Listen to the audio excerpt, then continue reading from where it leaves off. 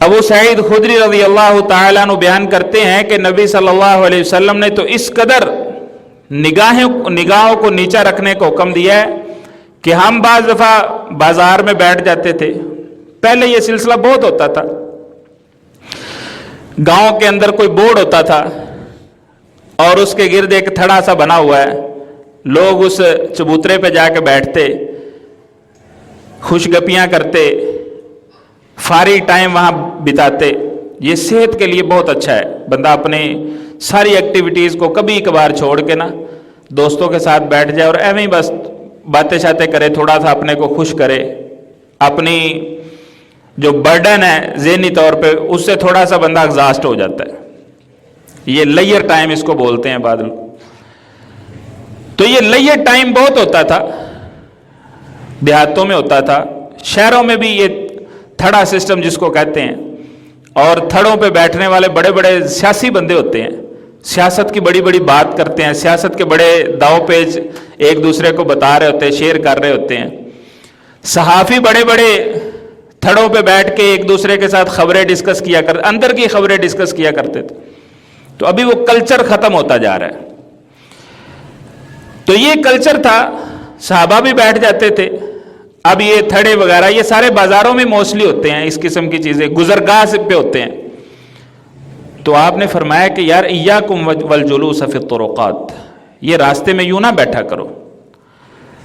صحابہ کہنے لگے اللہ کے رسول صلی اللہ علیہ وسلم ما لنا من مجالسنا بد نتحدث فیہا, اللہ کے رسول اس کے بغیر ہمارا گزارا نہیں ہے. ہم بیٹھ کے کوئی باتیں شاتیں کرتے ہیں تھوڑی بہت. کبھی صحابہ نے جاہلیت کے قصے چھیڑ لینے کہ یار دیکھو جاہلیت میں ہم کیسے ہوتے تھے, یہ کرتے تھے, وہ کرتے تھے. اللہ کا کتنا فضل ہوا ہے کہ اللہ نے ہمیں مسلمان بنا دیا یار, ہماری آخرت سنور گئی, ہماری دنیا بہتر ہو گئی. تو نبی صلی اللہ علیہ وسلم نے فرمایا کہ اگر ایسے ہے اذا ابیتم الا المجلس فاعطوا الطریق حقہ, اگر تم واقعہ ہی راستے میں بیٹھنا چاہتے ہو, یہ لیئر ٹائم گزارنے کے بغیر تمہارا گزارا نہیں ہے, تو پھر راستے کو اس کا حق دو. قالوا وما حق الطریق یا رسول اللہ صلی اللہ علیہ وسلم, انہوں نے کہا اللہ کے رسول راستے کا حق کیا ہے, ہم وہ دے دیں گے لیکن یہاں بیٹھیں گے ضرور, آپ ہمیں بتا دیجئے. آپ علیہ الصلوۃ والسلام نے فرمایا سب سے پہلا غض البصر, نگاہیں نیچی کر کے بیٹھنا ہے. اسلام اتنا پاکیزہ دین ہے, نگاہیں نیچے کر کے بیٹھنا ہے.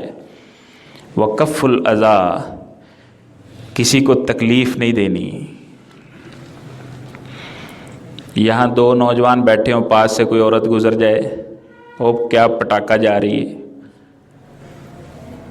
تمہاری چال ایسے, تمہاری ڈھال ایسے, شرم نہیں آتی, حیا نہیں آتی؟ یہ کیسے تم مسلمان ہو؟ تمہیں مسلمان کی عزت کا پتہ نہیں ہے, تمہیں عورت کی عزت کا پتہ نہیں ہے. ایسے نوجوانوں کی ماؤں نے ان کی تربیت نہیں کی ہوتی, انہوں نے دین سے سیکھا نہیں ہوتا کہ عورت کی عزت کیا ہے, احترام کیا ہے. اوباش نوجوان, آپ نے فرمایا کسی کو تکلیف نہیں دینی, نہ زبان سے نہ ہاتھ سے, کسی پہ جملے نہیں کسنے. اور راستے کا حق یہ ہے ورد السلام, کوئی گزرنے والا سلام کہے تو اس کو جواب دینا ہے. والامر بالمعروف, نیکی کا حکم دینا ہے.